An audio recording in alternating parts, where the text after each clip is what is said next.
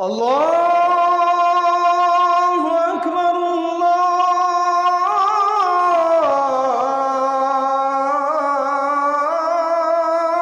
আকবার। না বললে কি ও বিপদ না বলেন তো? এ নাতিপুতি যদি, দাদা যদি না মরতো, তার দাদা যদি না মরতো, সব যদি বেঁচেই থাকতো, কেউ কি থাকতে পারতাম আমরা? মরে গেলে তো একটু সাফসুফ হয়। তাহলে মৃত্যুর মালিককে বলেন, মরতে চাইলেই কি মরা যায়? বলেন, আপনি নিজের ইচ্ছায় মরতে পারবেন? যদি ইমান থাকে মরতে পারবেন না। হ্যাঁ, চাকু মেরে দিলেন, মরে গেলেন, কিন্তু এটা কি হয়ে গেল? জান্নাত না জাহান্নাম? জাহান্নাম। মরা কিন্তু সহজ না, মরতে পারবেন না আপনি যতক্ষণ না আল্লাহর ইঙ্গিত না আসবে। তাহলে মৃত্যুর মালিককে আসতে বলবেন না কে? যিনি মৃত্যু সৃষ্টি করেছেন এবং জীবন সৃষ্টি করেছেন কেন? লিয়াবলুয়াকুম আইয়ুকুম আহসানু আমালা, যেন তিনি বুঝে নিতে পারেন তোমাদের মধ্যে কোন কোন বান্দাগুলো নেক আমল করে যেতে পারে। নেক আমলের জন্য আমরা দুনিয়াতে আসছি, কিন্তু সারাদিন আমার যদি আমল নামার ভিতরে নেক আমল না থাকে, আমি বড় পড়া কপাল। কোনো নেক আমল নাই আমার সারাদিনে, তাহলে কি হলো? 24 ঘন্টা আমাদের আত্মপর্যালোচনা, আত্মসমালোচনা, চিন্তা ফিকির করার দরকার নিজকে নিয়ে। আসে না নাই বলেন তো? আছে। গতকালের চাইতে আজকের দিনটা হওয়া উচিত কি, মানে গতকালের চাইতে আজকের দিনটা হওয়া উচিত গতকালের চেয়ে ভালো না খারাপ? ভালো হতে হবে। গতকালকে একবার জিকির কম হয়েছে, আজকে যেন জিকিরটা বেশি হয়। গতকালকে দুজন লোকের সঙ্গে খারাপ আচরণ করেছে, আজকে যেন কোনো লোকের সঙ্গে খারাপ আচরণ না হয়। গতকালকে একটা লোককে ধমক দিয়েছে, আজকে যেন ধমক না আসে। আমি গতকালকে অমকের একটা হক নষ্ট করেছে, আজকে যেন আমার দ্বারা কোনো হক নষ্ট না হয়। এরকম করে দিন যাবে। আমার আপনার আমল নামার মানটা অবনতি দরকার না উন্নতি দরকার? উন্নতি দরকার।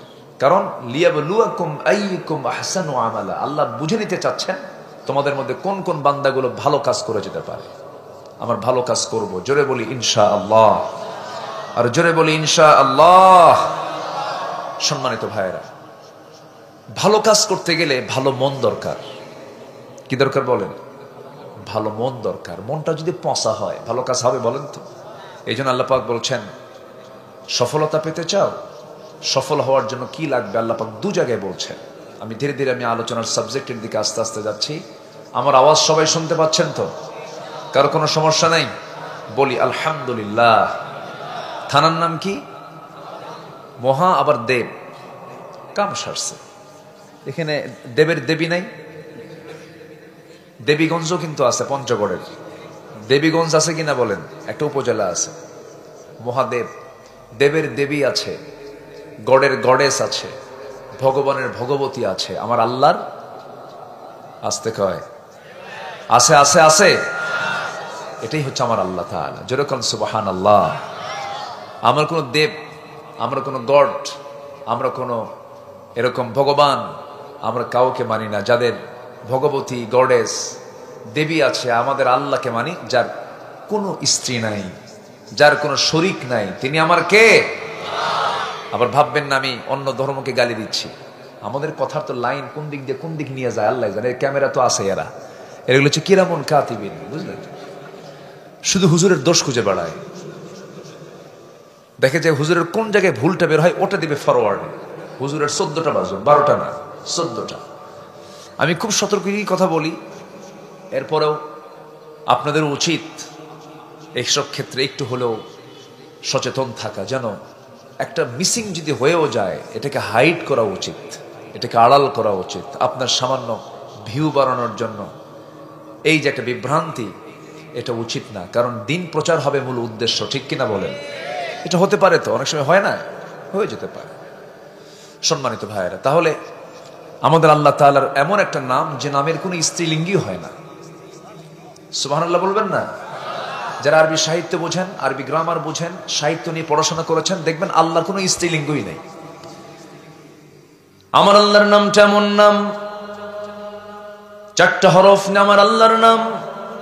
যদি প্রথম হামজা বাদ দিয়ে দেন, হামজা লাম লাম হা, হামজা বাদ চলে গেছে, তবু আল্লাহর নাম চেঞ্জ নাই। লিল্লাহি মা ফিস সামাওয়াতি ওয়া মা ফিল আরদ। আরেকটা লাম বাদ দিয়ে দেন, লাহু মা ফিস সামাওয়াতি ওয়া মা ফিল আরদ। আরেকটা লাম বাদ দিয়ে দেন, মান যাল্লাযী ইয়াশফাউ ইনদাহু ইল্লা বিইযনিহি। এখানে হা চলে আসছে। চারটা হরফকে আপনি টুকরো টুকরো করে ফেললে আমার আল্লাহর নামের কোনো পরিবর্তন নাই।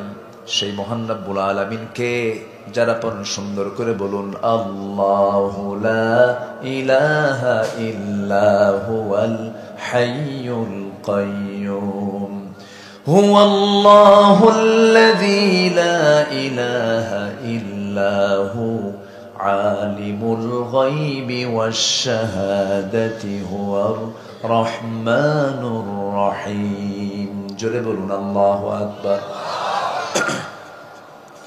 আমার বন্ধুগণ, আমার রব তো মহান শক্তিশালী, সমকক্ষ তার কেউ নাই। আল্লাহ রাব্বুল আলামিন বলেন, সুন্দর করে যারা পারেন, যে সূরাটা পড়লে পরে গোটা কোরআন খতম দিলে যে সওয়াব হবে, এই সূরাটাও যদি কোনো বান্দা যদি 3 বার পড়তে পারে সমান সওয়াব হবে। কুল হুয়াল্লাহু আহাদ আল্লাহুস সামাদ লাম ইয়ালিদ ওয়া লাম ইউলাদ ওয়া লাম ইয়াকুল লাহু কুফুয়ান আহাদ। সূরার নাম কি বলুন? অনেকে ইখলাস পারে না, কিন্তু কুলহু পারে। আছে না এরকম? এই কি হলো, ফাটলো? আচ্ছা, আবার নতুন হবে ইনশাআল্লাহ। ফাটলি তো নতুন হয়। বাচ্চার জন্য মনে হয় নিয়েছিলেন না, কিন্তু বাচ্চার কাছে যাওয়ার আগেই শেষ হয়ে গেছে। বাচ্চারা পেতে চায় অনেক কিছু। বাচ্চাদের প্রিয় ছিলেন মুহাম্মদ সাল্লাল্লাহু আলাইহি ওয়াসাল্লাম। মাঝে মাঝে মাহফিলে হাজী সাহেব এই মাঝে মাঝে এরকম বেলুন দেয়, প্রত্যেক অনেক জায়গায়। দিনের বেলা মাহফিল হলে কিছুক্ষণ পর পর ফাটে। তো বলি, এটা কেন দিয়েছেন? হুজুর এটা সৌন্দর্য না, এটা সৌন্দর্য না, এটা হুজুরের হার্ট টেস্ট হচ্ছে। কি টেস্ট হচ্ছে? হার্টটা ঠিক আছে কি? জি সম্মানিত ভাই, তাহলে কোন সূরা 3 বার পড়লে কোরআন খতমের সওয়াব পাওয়া যায় বলেন তো? সূরা ইখলাস। ইখলাস শব্দ কি ওই সূরার মধ্যে আছে? না। ফাতিহা শব্দ ওই সূরার মধ্যে আছে? না। বাকারার মধ্যে আছে না নাই? ইমরানে আছে না নাই? নিসাতে আছে না নাই? আছে। সব সূরা নামকরণ হয়েছে নির্দিষ্ট সূরার ভিতর থেকে একটা শব্দকে বের করে। শুধু 2টা সূরা, ইখলাস, ফাতিহা, এই 2টা শব্দ সংশ্লিষ্ট সূরার মধ্যে নাই। এটা হচ্ছে স্বতন্ত্র দিক। বলেন আলহামদুলিল্লাহ। যেরকম ইয়াসিন, ইয়াসিন ওয়াল কুরআনিল হাকীম ইন্নাকা লামিনাল মুরসালিন আলা সিরাতিম মুস্তাকিম। রহমান আর রহমান আল্লামাল কুরআন খালাকাল ইনসানা আল্লামাহুল বায়ান। সূরা আলে ইমরান ইন্নাল্লাহা আসতাফা আদাম ওয়া নূহান ওয়া আলা ইব্রাহিম ওয়া আলা ইমরান। আছে না? আপনি কোন সূরায় যাবেন? সূরা লাহাব, তাব্বাত ইয়াদা আবি লাহাবিন ওয়া তাব। সূরা কাউসার, ইন্না আ'তাইনাকাল কাউসার। সূরা কাফিরুন, কুল ইয়া আইয়ুহাল কাফিরুন লা আ'বুদু মা তা'বুদুন। সব সূরার নাম এরকম করে কেন? সব সূরার নাম সংশ্লিষ্ট সূরার মধ্যেই পাওয়া যায়, কিন্তু 2টা সূরার নাম আপনি সূরার মধ্যে পাবেন না। এর মধ্যে একটা সূরা 3 বার পড়লে গোটা কোরআন খতমের সওয়াব পাওয়া যায়। তার নাম হলো কি বলেন? ইখলাস। আর ইখলাস যার মধ্যে থাকবে সে হলো মুখলেস। তার নাম কি? মুহাদ্দিবপুরের মুখলেস, এটা কোরআনের মুখলেস। বলি আলহামদুলিল্লাহ। ওয়ামা উমিরু ইল্লা লিয়া'বুদুল্লাহা মুখলিসিনা লাহুদ্দিন। জোরে বলুন আল্লাহু আকবার। আমি যে একটু আয়াত বলতেছি, রাগ করতেছেন নাকি আপনারা? আয়াত বললে আবার কিছু কিছু এলাকার লোক বোঝে না, বোঝে হুজুর কি ওয়াজ করে বুঝি না, খালি আরবি কয়। কোরআনকে আরবি না বাংলা বলেন তো? কোরআন তো আরবি। পঞ্চগড়ে গেছে মাহফিল, পঞ্চগড় না কুড়িগ্রামে? কুড়িগ্রাম চিনেন তো? আমাদের দেশে কিছু গ্রাম আছে, চট্টগ্রাম, 14 গ্রাম, এদিকে মাত্র 20 গ্রাম, কুড়িগ্রাম। তো কুড়িগ্রামে মাহফিলে গেছি, এরকম আয়াত বলি, এক বুড়া চাচার সামনে দাঁড়ায় বলে, হুজুর এত দূর থেকে আসলাম কষ্ট করে ওয়াজ শোনার জন্য, শুধু আরবি কন, একটু বাংলা কন। কি মুসিবত! শ্রোতা যে কত প্রকার থাকে। আল্লাহ তুমি সবাইকে কোরআন মুখী অন্তর বানিয়ে দাও, জোরে বলি আমিন। এগুলোর কিছু কারণ আছে। আমাদের ওয়াজের মধ্যেও যারা ওয়াইজ, তাদের মধ্যেও কিছু সমস্যা আছে। 2 ঘন্টা ওয়াজ করে একটা আয়াত কয় না, আছে কিনা? আছে, এরকম ওয়াইজ আছে না? একটা আয়াত বলে না, একটা হাদিস বলে না, কান্দে কুন্দে শেষ, জনগণও কান্দে, বক্তাও কান্দে। তো কান্নাকাটি করার পরে যখন বলে হুজুর, যখন শ্রোতাকে বলা হয় ভাই ওয়াজ কিরকম শুনলাম, ভাই তো কানলাম ঠিকই কিন্তু বুঝলাম না কিছু। কানছে কিন্তু ওই ছোট্ট বাচ্চার মতো, ছোট্ট বাচ্চা 8 বছর বয়স, কানতেছে মেয়েটা। তো মা এসে বলে, মা তুমি কান্দো কেন? কান্না থামে না। তো মেয়ের কান্না দেখে মাও কান্দে। তো মা মেয়ে কাঁদতেছে, এই দৃশ্য দেখে আশেপাশের যারা প্রতিবেশী এরাও কান্দে। এক শট কান্নাকাটি শেষ। সবাই মিলে বলতেছে, মা তোমার কান্নার কারণ কি? এটাই তো আমরা জানলাম না। আর ছোট্ট মেয়ে বলতেছে, মা আমার এখন বয়স 8 বছর, বয়স যখন 16 হবে তখন আমার বিয়ে হবে, বিয়ে হওয়ার পর একটা বাচ্চা হবে, সেই বাচ্চাটা ছেলে হবে, সেই বাচ্চার বয়স যখন 8 বছর হবে, ও যদি মরে যায় বাঁচবো কেমনে, এই চিন্তা কাঁদতেছে। কি কথা কি বুঝতেছেন আপনারা? তো এরকম করে ভিত্তিহীন কিছু কিছু কথা আমাদের বিভিন্ন জায়গায় বলা হয়, ঠিক না। আমরা কোরআনকে নিয়ে কথা বলবো, বরকত দিয়ে দিবেন কে? আসতে বলবেন না, কে বরকত দিয়ে দিবেন? আল্লাহ বরকত দিয়ে দিবেন। সম্মানিত ভাইরা, তাহলে আমরা সফল যদি হতে চাই, আমাদের মনটা ভালো হওয়ার দরকার আছে না নাই বলেন তো? মনের হৃদয়, নফস, এটাকে আগে ঠিক করতে হবে। নফসের মধ্যে কি হিংসা থাকে? হ্যাঁ, মহাদেবপুরে মনে কোনো হিংসা টিংসা নাই মনে হয় না? হিংসা নাই? মাশাআল্লাহ, খুব ভালো। আল্লাহ আপনাকে হিংসা মুক্ত রাখুন। কিন্তু জমি কিনলে, একজন জমি কিনলে আরেকজনের জলে জলে, এরকম জলে, এর তাহলে তো আছে সমস্যা আছে। তো আপনার জমির সাথে একজনের জমি, জমিটা আপনার কেনার টার্গেট, কিন্তু আপনি কিনতে পারলেন না, তখন কি জলে? জলে কিনা বলেন? জলে। তুই আমারে জমি দিলি না, তুই না বলে জমি বিচলি, বহুত কিছু, কত চিন্তা, কত রাগ, কত হিংসা, এগুলো কাজ করে। এগুলো হচ্ছে মনের সমস্যা, নফসের সমস্যা। আমার আজকে আলোচনার সাবজেক্ট হচ্ছে এই নফসের শুদ্ধতার জন্য কি পন্থা আমরা অবলম্বন করতে পারি কোরআনের আলোকে। জোরে বলি ইনশাআল্লাহ। আমরা কথাগুলো বলতে নিয়ে একটু ভাবি, কেন শুধু আপনি শোনেন না তো, এই কথাগুলো লক্ষ লক্ষ মানুষের কাছে চলে যাবে সব। এজন্য আমরা একটু চিন্তা ফিকির করে, একটু চিন্তা মাথায় নিয়ে, আল্লাহ তো আসেনি, এরপরেও প্রত্যেকটা কথায় আমাদের অবশ্যই কার্যকরী অর্থবহ কথা বলার দরকার আছে না নাই বলেন তো? ওয়াল্লাযীনা হুম আনিল লাগবি মুআরিদুন। অর্থহীন, অসামঞ্জস্য কোনো কথা কখনই বলা উচিত নয়, 1 সেকেন্ডের জন্য না। তো আমাদের মনের শুদ্ধতার জন্য, নফসের শুদ্ধতার জন্য 10টা পন্থা কোরআন শিখিয়ে দিয়েছে। আমরা একটা একটা করে শুনবো আজকে। জোরে বলি ইনশাআল্লাহ। বাহিরটাকে সাজানো দরকার না, আগে ভিতরটা সাজানো দরকার? হ্যাঁ, বাহিরে? বাহির না ভিতর? বলেন, বাহির না ভিতর? চামড়া টামড়া সব ঠিক আছে, কিন্তু হার্ট নাই। লাভ আছে? কোনো লাভ আছে? হার্টই নাই, দাম নাই তো। ভিতরটাই তো সবকিছু। উপরে তো চামড়ার প্যাকেট দিয়ে সাজানো, কেউটা ধলা। তার অহংকার দেখছেন? একটু মহিলা যদি সুন্দরী হয়, স্বামী যদি কালো হয়, মাঝে মাঝে হুমকি মারে, তুমি কি তোমার চেহারার দিকে তাকাও? আমার সঙ্গে তোমার যে সংসার হচ্ছে, তোমার 14 গোষ্ঠীর কপাল। দেখছেন আছে কিনা? আছে কিনা? ধম এরকম মারে মারে। এ তো চামড়া। চামড়ার ভিতরে সব বান্দাকে আল্লাহ পাক একই রক্ত দিয়েছেন, শুধু গ্রুপটা ভিন্ন। চামড়া একটু এলোমেলো কেন করে দিয়েছেন? দেওয়ার কারণ আছে। সব যদি এক হয়, সব তো একই হয়ে গেল। কালো চামড়া দিয়েছেন, শক্তি বেশি দিয়েছেন। সাদা চামড়া দিয়েছেন, শক্তি কম দিয়েছেন। ব্যালেন্স করেছেন। যেরকম সুবহানাল্লাহ। শক্তিশালী চামড়া কোনটা? সাদা না কালো? গোটা পৃথিবীর জরিপে দেখা গেছে স্কিন ক্যান্সার হয় সাদা চামড়ায় বেশি, কালো চামড়ায় স্কিন ক্যান্সার সহজে হয় না। কেউ তো সুবহানাল্লাহ বললেন না। কালো হইলে মন খারাপ করি, আহারে আল্লাহ আমারে কালো বানাইছে। আল্লাহু আকবার, আল্লাহ কত নিয়ামত দিয়েছেন দেখেন। আল্লাহ রাব্বুল আলামিন মানুষকে সবচেয়ে সুন্দর করে বানিয়েছেন। লাকাদ খালাকানাল ইনসানা ফি আহসানি তাকওয়িম। আমি আল্লাহ রাব্বুল আলামিন মানুষকে সবচেয়ে সুন্দর আকৃতি দিয়ে বানিয়েছি। কালোকে আমরা কালো মনে করে অপছন্দ করি, না না, কিছু কিছু দেশ আছে সব মানুষগুলো কালো, আছে না এরকম? আমার দেশ তো মিশ্র জাতি, চোর বাটপাট দিয়ে ভরা, বুঝলেন?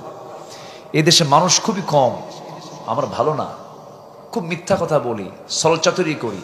চায়না গিয়েছিলাম, সব নাকবোসা চোখ ছোট, এক সাইজের লোক, নাকবোসা আর কি চোখ ছোট। জাপানিজ এরকমই, কোরিয়ান বোঝা যায় ওখানে মিশ্র জাতি নাই। এরপরে আপনি পারস্যে যাবেন, একই বিষয়। আপনি ইউরোপ আমেরিকায় যাবেন, এক ধরনের লোক পাবেন আপনি। কিন্তু আমার দেশে মিশ্র, এখানে পর্তুগিজ এসেছে, ফরাসি এসেছে, তারপরে ব্রিটিশ এসেছে, সব দেশের মিশ্রতা আমার দেশে ঢুকে এক একটা এক এক সাইজের বিখাউজ হয়েছে। কি কথা কি বুঝতেছেন আপনারা? এই জাতিকে ঠিক করতে হলে পৃথিবীর কোন আইন দিয়ে ঠিক করা যাবে না, কোরআনের আইন দিয়ে ঠিক করতে হবে মুসলমান, ঠিক কিনা? দিও না রিভার্ব, দিও না, এমনি ফ্রি রাখো। তোমার মাইক আবার নতুন করে কথা কয়। সম্মানিত ভাইয়েরা, আল্লাহ যেন কবুল করেন, জোরে বলি আল্লাহুম্মা আমিন। এই জাতিকে ঠিক করতে হবে কি দিয়া বলেন? কোরআন দিয়ে। তাছাড়া এই মিশ্র জাতিকে ঠিক করা খুব কঠিন। আমার রাসূল ওই পত্তলিকদের আরবকে ঠিক করেছেন কি দিয়া বলেন তো? কোরআন দিয়ে ঠিক করেছেন। ওরাও শততে বিভক্ত জাতি ছিল। তাহলে বাহিরের দিক আগে ঠিক করবো না ভিতরের দিক ঠিক করবো বলেন? ভিতরটা আগে ঠিক করতে হবে। বাহির তো বাহির, এ আছে নাই শেষ, ভিতরটা ঠিক করবো আমরা। কোরআনকে বলুন, কোরআন বলো তো সফলকে? আল্লাহ রাব্বুল আলামিন বলেন, قد أفلح من تزكى وذكر اسم ربه فصلى بل تؤثرون الحياة الدنيا والآخرة خير وأبقى। আরেক জায়গায় বলছেন, قد أفلح من زكاها وقد خاب من دساها كذبت ثمود بطغواها। আল্লাহ রাব্বুল আলামিন বলছেন, ওই বান্দা সফল যে বান্দা নফসকে শুদ্ধ করতে পেরেছে, নফসকে ক্লিয়ার করতে পেরেছে, হিংসা মুক্ত, লোভ মুক্ত, অহংকার মুক্ত করতে পেরেছে। ওই বান্দা সফল হয়েছে যে বান্দা নফসকে যাবতীয় রোগ থেকে মুক্ত রাখতে পেরেছে। নফসের রোগ আছে না নাই বলেন? নফসের রোগ আছে না নাই বলেন? আচ্ছা, নফসের রোগ হলো হিংসা। নফসের রোগ কি? গ্রামের একটা ছেলে একটু কামেল পাস করেছে, গ্রামের একটা ছেলে একটু বড় পাস পড়াশোনা করে বিসিএস ক্যাডার হয়েছে, হয়তো এসপি হয়েছে অথবা মেজর হয়েছে অথবা বড় আলেম হয়েছে। যে হয়েছে বড়, ওর কোনো টেনশন নাই, কিন্তু প্রতিবেশীর ঘুম নাই। এরকম হয় কিনা বলেন? আছে কিনা বলেন? খালি জ্বলতেছে, কেমনে হলো এটা, হলো কেমনে? এই আছে কিনা বলেন? আছে কিনা? এটাই তো সমস্যা। যখন আপনার নফসে এরকম আসবে খেলা, যে না মেনে নিতে পারতেছেন, ওই পরিবার থেকে হলো কেমনে, সারাদিন চিন্তা করে আর রুগী হয়। কি হয়? কি হয়? ঘুম ধরে না। ওর তো ঘুম হবে না, তো সারাদিন ওই চিন্তাই করবে যে ঘুম তো হবে না। যে হিংসুক হয় সে অশান্তিতে থাকে, সে শান্তি পায় না। হিংসুকের শান্তি আছে? লোভীর শান্তি আছে? যে যার অভাব মেটে না তার কোনোদিন শান্তি হয় বলেন? শান্তি হয় না কোনোদিন। নাই আর নাই নাই নাই নাই নাই নাই, ঠিক আছে না? লোভীর কোনোদিন শান্তি শেষ হয় না, শান্তি আসে না। অভাবীর কোনোদিন শান্তি তার কপালে জোটে না। আমরা অভাব মুক্ত রাখবো নিজেকে, জোরে বলি ইনশাআল্লাহ। নির্লোভ হব, জোরে বলি ইনশাআল্লাহ। আমরা হিংসা মুক্ত রাখবো অন্তরটাকে, জোরে বলি ইনশাআল্লাহ। আগের যুগের মানুষ ঘোড়ায় চড়ে বিয়ে করতো, আপনি কিসে চড়ে বিয়ে করছেন? গরুর গাড়িতে। মানে মিল আছে তো, 4 পাও। ঘোড়ার কয় পাও? 4 পাও। গৃহপালিত, ঘোড়াও গৃহপালিত। তো ঘোড়ায় চড়ে আগে বিয়ে করতো। তো গ্রামের একটা মুরব্বীর ঘোড়া আছে, তো যুবকটা বিয়ে করবে, গেছে মুরব্বীর কাছে, চাচা আমার অমুক দিন বিয়া, ঘোড়াটা দিতে পারবেন? তো মুরব্বীর একটা রাগ ছিল ওই যুবকের উপরে, বুঝলেন, রাগ ঝাড়ছে। তো ঘোড়া দেব সবাই, কিন্তু তোরে দেব না ঘোড়া, যা। ছেলেটা খুব মন খারাপ করে বাড়িতে চলে আসছে। রূপক অর্থে বলছি, জাস্ট বোঝানোর জন্য বলছি, এটার বাস্তবতা নেই, আবার এটা ভাববেন না বাস্তব। উদাহরণ দিতে নিয়ে অনেক কথা বলতে হয়তো। চলে আসছে বাড়িতে, রমজান আসছে, কদরও চলে আসছে। কদরের রাতে গিয়ে নামাজ কালাম পইরা দুহাত তুলে আল্লাহকে বলে, আল্লাহ আজকের রাত্রে আমার জন্য একটা দোয়াও নাই, শুধু একটা দোয়া তোমার কাছে, বুড়ার যেন ঘোড়া মরে। বুড়ার যেন কি মরে? এটা কি উদারতার দোয়া না হিংসার দোয়া? এই দোয়া করে চলে আসছে বাড়িতে। বাড়িতে এসে দেখে মার চোখে পানি, মা কান্দে। মা তুমি কান্দো কেন মা, কি হয়েছে? তোর গরু মরছে। কি মরছে? গরু মরছে। তাহলে দোয়া কবুল হয়েছে কিনা বলেন? মালাকুল মউত আসছে কিনা বলেন? ঘোড়ার কাছে না গরুর কাছে? গরু কার? যে দোয়া করছে।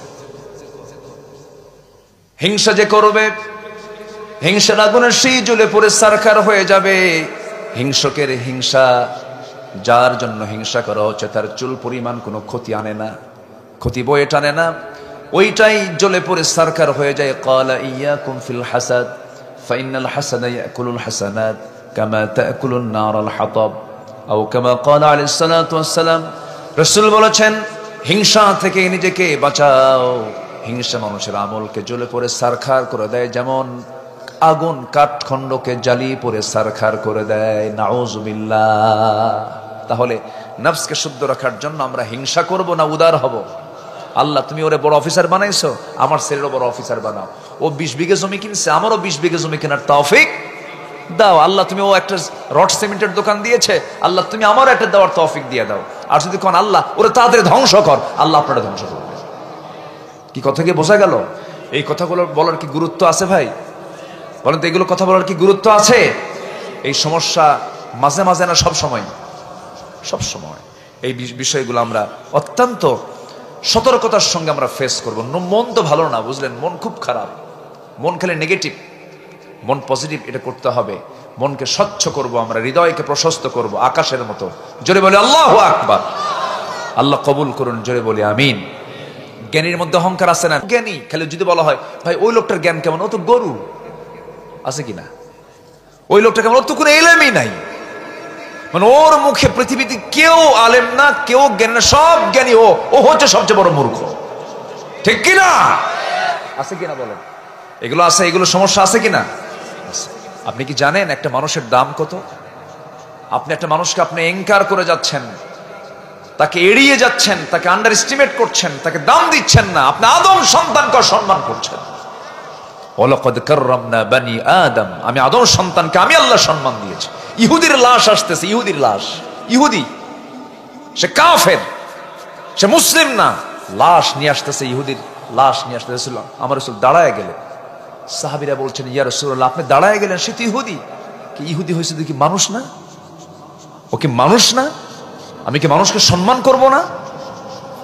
এজন্য প্রত্যেকটা মানুষকে সম্মান করা প্রত্যেকটা মানুষের দায়িত্ব। মনকে ফ্রেশ করতে হবে সবার আগে। আল্লাহ কবুল করুন, জোরে বলে আমিন। হিন্দু বলেন, বৌদ্ধ বলেন, যেই বলেন না কেন, সে কার বান্দা?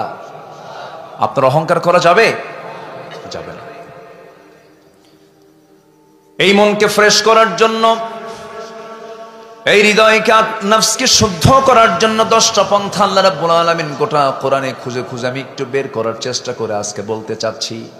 নাম্বার 1 হলো হৃদয়কে শুদ্ধ করার জন্য, নফসকে শুদ্ধ করার জন্য 1 নাম্বার পন্থা হলো, সেটা হলো খাঁটি মনে তওবা করা। খাঁটি মনে তওবা করা। তওবা করব কার কাছে? চুরি করে ধরা পড়েছেন ইয়াং টাইমে, মহাদেবপুর থানায় আপনার নামটা চলে গেছে চুরির তালিকায়। হজ 14 বার করে আসলেও থানায় ওই তালিকা থাকবে কি থাকবে না বলেন? থাকবে কি না? মরা পর্যন্ত থাকবে। এটা চোর, এটা কে বলেন? হাজার ভালো হলে আপনার নামটা ওই চোরের তালিকা থেকে বাদ পড়বে না, সারা জীবন থেকে যাবে।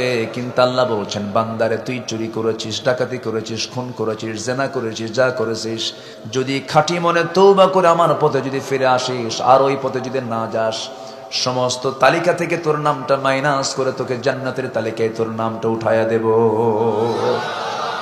জোরে বলে সুবহানাল্লাহ। যে চোর কার বান্দা বলেন? যে ডাকাত কার বান্দা? যে সুদখোর সে কার বান্দা? ও যদি সুদ ছেড়ে দেওয়ার মানসিকতা নিয়ে যদি আসে, আল্লাহকে মাফ করতে পারেন না? অবশ্যই পারেন। এই জন্য আমি আপনি, আমার মূল দায়িত্ব হচ্ছে আমাকে ফিরে আসতে হবে, নফসকে শুদ্ধ করতে হবে।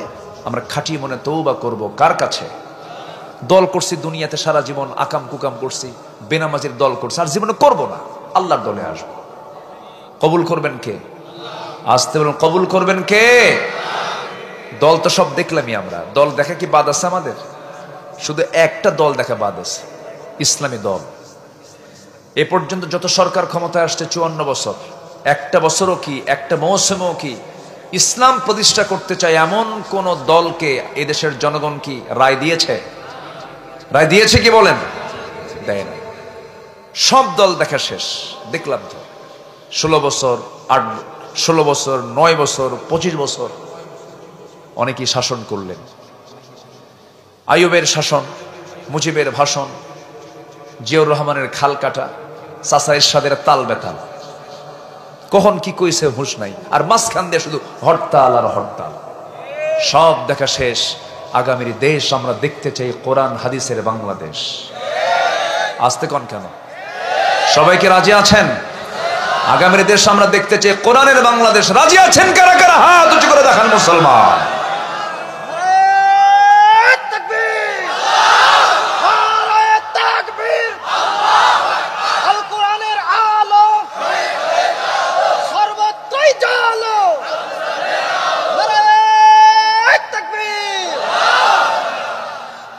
আল্লাহ কবুল করুন। জোরে বলি আমিন।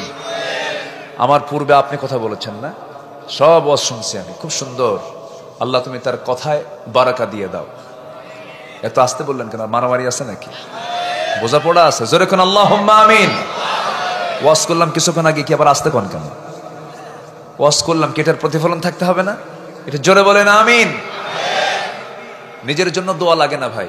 আপনি অন্যের জন্য দোয়া করবেন, আপনার চাওয়া আল্লাহ কবুল করবেন। আর যদি বলেন আল্লাহ আমারে দাও, আমার আল্লাহ তুই স্বার্থপর, ঠিক আছে না? তোর জন্য শুধু চাইলি। এবং আল্লাহ শিখিয়ে দিয়েছেন ম্যাক্সিমাম জায়গায়, রব্বানা আতিনা ফিদ দুনিয়া, আল্লাহ আমাদেরকে দাও। রব্বানা হাব লানা, আমাদেরকে দাও। রব্বানা আফরিগ আলাইনা, আফরিগ, রব্বানা আফরিগ আলাইনা সাবরা ওয়া সাব্বিত আকদামানা। কি এক বচন না বহু বচন? ওয়াহিদ না জমা? জমা, বহু বচন। সব জায়গায় আল্লাহ পাক আমরা শব্দ প্রয়োগ করেছেন। এই জন্য শুধু নিজে বাঁচবো না, নিজেরা বাঁচবো। নিজে না নিজেরা, নিজেরা। নামাজ একা না জামাতে?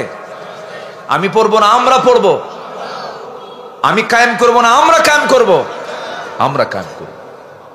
আল্লাহ তাআলা আমাদেরকে বুঝার তৌফিক দান করুন। জোরে বলি আমিন। তাহলে 1 নাম্বার 10টা পন্থা। ওয়াজ তো বহু লম্বা আছে এখনো। ভাবতেছেন আজকে ওয়াজ শেষ হবে? শেষ হবে। শেষ হবে না কেন?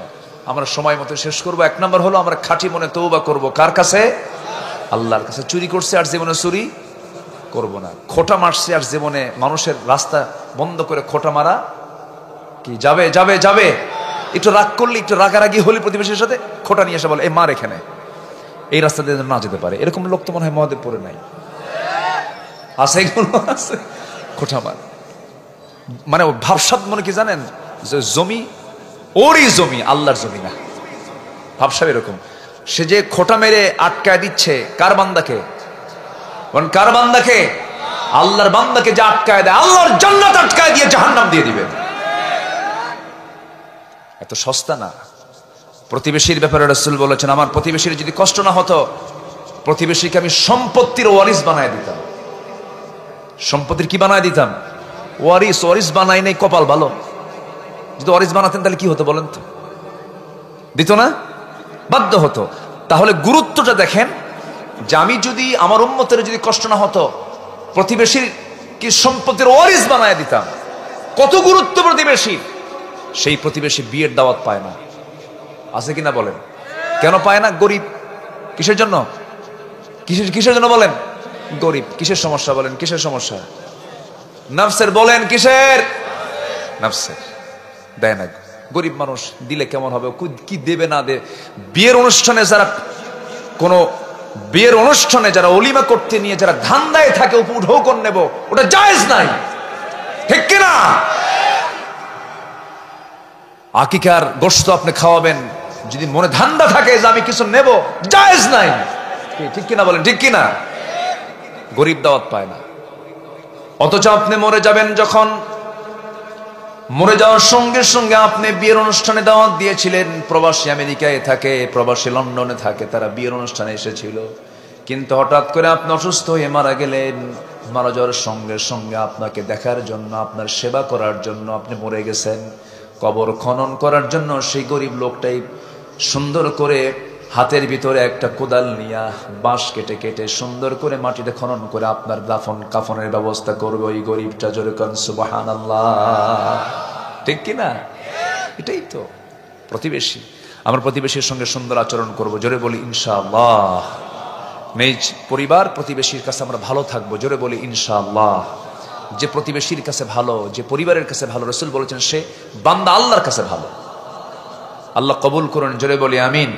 এই ওয়াজগুলো খুব কম হয়, এই ওয়াজগুলো খুবই কম হয়, জানেন? আমি তো এগুলো দেখি খুব কম হয়, এই ওয়াজগুলো করে না কেউ, খালি উঠেই শুধু গরম আর গরম। কিছু বক্তা আছে এই পশ্চিমবঙ্গ থেকে আসে, মানে শুধু স্লোগানে মনে হয় রাজনৈতিক মঞ্চ বানায়, জনসভা বানায় ফেলছেন। না, কোরআনের মাহফিলে অবশ্যই ভাবগাম্ভীর্য থাকার দরকার আছে না নাই বলেন তো? আছে। আমরা আজকে নাফসকে ঠিক করে যাব, দেখবেন সব ঠিক হয়ে গেছে, জোরে বলি ইনশাআল্লাহ। অন্যের কোনো ভালো দেখলে আমার নিজের কি মনে হতে হবে? খারাপ না ভালো? ভালো। আল্লাহ ওর ভালো হয়েছে, আল্লাহ ভালো। কি আল্লাহ কি বলেন? ভালো। আরো মঙ্গল দাও, আরো কিছু ভালো কিছু উপহার দাও আল্লাহ তুমি তাকে। এরকম করে আমরা উদার চিত্ততা নিয়ে চলবো, জোরে বলি ইনশাআল্লাহ। তো তওবা করব কার কাছে? তওবা করার দরকার আছে কিনা বলো? এক নেতা আছে যে টাঙ্গাইলের, সে বলছিল একবার হজ মুহাম্মদের ব্যবসা, যেরকম নাউজুবিল্লাহ। মনে আছে আপনাদের? মনে আছে? মাঝখানে একদিন বলছে যে আমি তো আল্লাহর কাছে আমার আমিন বলার দরকার নাই, আমার তওবার কি দরকার, আমার তো গুনাই নাই। তাহলে দুনিয়াতে একজন আমরা ফেরেশতা পাইছি, তার নাম হলো টাঙ্গাইলের লতিফ সিদ্দিকী। ওখানে যাবেন, উনি ফেরেশতা, ওনার কোনো গুনাহ টুনা নাই। আমার দেশে কিছু ডেলিভারি হয়, এদেরকে পিটাইয়া সোজা করা দরকার বেয়াদবদের, ঠিক কিনা? তওবা করব কার কাছে? আমরা আল্লাহর কাছে দিল থেকে তওবা করব আমরা। মাফ করবেন আল্লাহ, যতই গুনাহ হোক না কেন আমরা বিশ্বাস করে নেব আমাদের গুনার পরিমাণ যত বড়, আমার আল্লাহর রহমতের পরিমাণ তার চাইতে ছোট না বড়। আমি গুনাহ করতে করতে ক্লান্ত হয়ে গেছি আমি। আল্লাহ বলছেন বান্দা তোর গুনাহ যদি আনানাস সামা, আকাশ ছেয়ে যায়, বিকরাবিল আরদিল খাতায়া, জমিন যদি ছেয়ে যায়, জমিন পৌঁছে যায়, সব জায়গায় পৌঁছে যায় তোর গুনাহগুলো, কোনো সমস্যা নাই। আল্লাহ তাশরিক বি শাইআন, শিরক মুক্ত হয়ে তুমি আমার কাছে আসো, আমি তোমার পাহাড় সম গুনাহ মাফ করে দেব। একটা হাদিস আসছে, আবার এটা নেগেটিভ বুঝবেন, লাউলাম তুযনিবু লাযাহাবাল্লাহু বিকুম ওয়া লাজাআ বিকওমিন হাত্তা ইউযনিবুন। বান্দা তুমি যদি গুনাহ না করো, তাহলে তোমাকে আমি দুনিয়া থেকে মিটিয়ে দিই, এমন একটা জাতি পাঠিয়ে দেব যারা গুনাহ করবে, আমার কাছে চোখের পানি ফেলে ফেলে মাফ চাবে, আমি তাদেরকে মাফ করে দেব। আজকে থেকে গুনাহ করা শুরু, আল্লাহ যেহেতু বলে দিছে। কি কথা বুঝতেছেন না? অতএব আল্লাহ পাক অভয় দিচ্ছেন, বান্দা গুনাহ তো হতেই পারে, শুধুমাত্র তুই তওবা করে সিদ্ধান্ত নিবি আমি আর গুনাহ করব না, আমি তোকে মাফ করে দেব। আমার আল্লাহর দয়া যে কত জানেন? আমার আল্লাহর দয়া তো অন্যরকম দয়া। 100টা খুন সম্পূর্ণ করেছে, 100টা, 99 খুন করার পর একজনের কাছে বলছে আমার কি মাফ পাওয়ার কোনো জায়গা আছে? কেন না, ওরেও মারছে। সহিহ হাদিস না, সিয়াসিত্তের হাদিস। 100টা মার্ডার করার পরেও আল্লাহ তাকে জান্নাত দিয়েছেন তওবার কারণে। লম্বা হাদিস বলার সময় নাই, শুধু সংক্ষিপ্ত করে বললাম। তাহলে এত বড় গুনাহগার হওয়ার পরেও তওবার কারণে মাফ করে দিয়েছেন কে? এক বান্দাকে আল্লাহ, আমি তো তোমার কাছে যাবো কেমনে, লজ্জায় যেতে পারতেছি না, মরার পরও তোমার সামনে হাজির হব না। মরার আগে ওসিয়ত করছে, শোন আমি মরে গেলে তোরা আমার এই দেহটা আগুন দিয়ে পুড়বি, পুড়ে ছাই বানায়া ছাই উড়ায় দিবি, যেন আল্লাহর সামনে যেন আমার না দাঁড়ান লাগে। কেন? আমি যে পরিমাণ গুনাহ করছি আমি আল্লাহর সামনে দাঁড়াবো কেমনে? আল্লাহু আকবার বলেন। এটাও কার ভয়? আস্তে বলেন, কার ভয়? কার ভয়? কার ভয়? আল্লাহর ভয়। এই জন্য আমরা আল্লাহর কাছে তওবা করব। ইয়া আইয়ুহাল্লাযীনা আমানু তুবু ইলাল্লাহি তাওবাতান নাসুহা। আরেক জায়গায় বলছেন তুবু ইলাল্লাহি জামিআন আইয়ুহাল মুমিনুন। জোরে বলুন আল্লাহু আকবার। তোমরা তওবা করো, সবাই মিলে তওবা করো, তওবাতান নাসুহা করো, তওবার মতো তওবা করো, আমি তোমার সমস্ত গুনাহগুলো মাফ করে কি করব? আসা রাব্বুকুম আইয়ুকাফিরা আনকুম সাইয়্যাতিকুম ওয়া ইউদখিলাকুম জান্নাতিন তাজরি মিন তাহতিহাল আনহার। জোরে বলুন আল্লাহু আকবার। তওবা করলে পরে সব গুনাহ মাফ করে দেব, তোমাদের কেমন সুন্দর জান্নাত দিয়ে দেব, যে জান্নাতের নিচ দিয়ে নহর প্রবাহিত। জান্নাতের মধ্যে থাকবে হলো 4টা নহর। কিসের নহর বলেন? দুনিয়াতে আছে একটা নহর, পানির নহর। পানির নদীগুলো আছে না? এখানে কি মধুর নদী আছে? দুধের নদী আছে? শরাবের কোন নদী আছে? জান্নাতের মধ্যে থাকবে হলো 4টা নহর। কয়টা নহর বলেন? 4টা নহর থাকবে। এই 4টা নহর আল্লাহ রাব্বুল আলামিন জান্নাতবাসীর জন্য রেখে দিয়েছেন। কিন্তু জান্নাতের যে নহরগুলো, যে শরাবগুলো, যে পানীয়গুলো, যে দুধগুলো আল্লাহ পাক রেখে দিয়েছেন, আল্লাহ বলছেন এইগুলো তুই যদি একবার পান করতে পারিস বান্দা, কোনোদিন তোর চামড়া ঢিল হবে না, তুই বুড়া হবি না, চামড়াগুলো কুঁচকে যাবে না, চোখগুলো তুই কম দেখবি না, যৌবন ডাবল ডাবল হয়ে যাবে, তুই জীবনে কোনোদিন বুড়া হবি না জান্নাতের মধ্যে। যেরকম সুবহানাল্লাহ। সবাই কি সে জান্নাত পেতে চান? বসেন। সবাই কি সেই জান্নাত আপনারা পেতে চান? জি ভাইজান, আলহামদুলিল্লাহ। আমাদের চিনেন আপনারা ওনাকে? চিনেছেন তো? আর তো বলার দরকার নাই। জি মাশাআল্লাহ। আল্লাহ কবুল করুন। জোরে বলি আল্লাহুম্মা আমিন। আল্লাহ যেন ভালো কিছু আমাদেরকে উপহার দেন। আল্লাহ যেন সুন্দর বাংলাদেশে কোরআন দিয়ে যেন সুন্দর বাংলাদেশ চলতে পারে, আল্লাহ সেই তৌফিক দান করুন। জোরে বলি আল্লাহুম্মা আমিন। তওবা করব কার কাছে? আল্লাহর কাছে। একবার না বারবার? একটু জোরে বলেন, একবার না বারবার? বারবার। আমার রাসূল করেছেন 100 বারেরও বেশি বার। তুবু ইলাল্লাহ, তুবু ইলাল্লাহ ফাইন্নী আতুবু ফিল ইয়াউমি 100 মাররা। তোমরা আল্লাহর কাছে তওবা করো, আমি রাসূল সারা দিনে 100 বারেরও বেশি বার তওবা করি। চিন্তা করা যায়, আমার রাসূলের আগেও কিছু নাই, পরেও কিছু নাই, কোনো গুনাহই নাই, তবুও তিনি 100 বারেরও বেশি বার তওবা করতেন সারা দিনে। আর আমাদের সারা দিনে তওবা বেশি হয় না বিড়ি খাওয়া বেশি হয়? বিড়ি খাওয়ার দোয়া কোন? দোয়া আছে। যে কাজের দোয়া নাই সেই কাজে যাবো কেন? হাই রে, বিড়ি খায়। বিড়ি খাওয়ার মানে ভাবসাব দেখলে মনে হয় এটা মনে সুন্নতে আদম। এত খাওয়া খায়, টানে, সারাদিন টানতেছে। আবার মাহফিলে এসে প্রশ্ন করে, হুজুর বিড়ি খাওয়া কি জায়েজ আছে? মানে উনি চেষ্টায় আছেন এটা কেমনে জায়েজ করা যায়। জোরে কোন নাউযুবিল্লাহ। আল্লাহ সকল নেশা থেকে জাতিকে হেফাজত করো। জোরে বলি আমিন। কোন নেশার দিকে আমরা যাব না। হাজার হাজার কোটি টাকা বিড়ির পিছনে অপচয় আছে না নাই? এটিকে খরচ না অপচয়? খরচ না অপচয়? অপচয়। হাজার হাজার কোটি টাকা এই টোবাকোর পিছনে, এই নেশার পিছনে খরচ করা হয়, যা কোনো প্রয়োজন ছিল না। কে বলবে কথাগুলো? কে এটাকে একটা আইনের আওতায় নিয়ে আসবে? কে বলবে কথা? 54 বছর তো আমরা কাউকে পাইনি। আগামীর বাংলাদেশকে আমরা কোরআন দিয়ে সাজাতে চাই। জোরে বলি ইনশাআল্লাহ। কোরআন দিয়ে আমরা সাজাবো, দেখবেন কোরআন সুন্দর, সমাজও সুন্দর হবে, রাষ্ট্র সুন্দর হবে। জোরে বলি ইনশাআল্লাহ।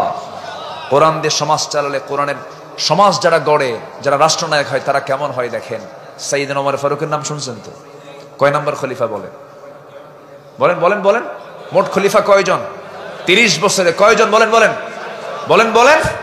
1 নাম্বার, নাম্বার 2, নাম্বার 3, নাম্বার 4, এই 4 জন। দ্বিতীয় খলিফা ওমর ফারুক রাদিয়াল্লাহু তাআলা আনহু। অনেকদিন আগে এক মাহফিলে বললাম, ওমর ফারুককে চিনেন কে? সামনে থেকে এক ছেলে দাঁড়ায় বলে, হুজুর আমি চিনি। কে? আমাদের বাড়ির দোতলায় ভাড়া থাকে। ভাড়া থাকা ওমর এটা নয়।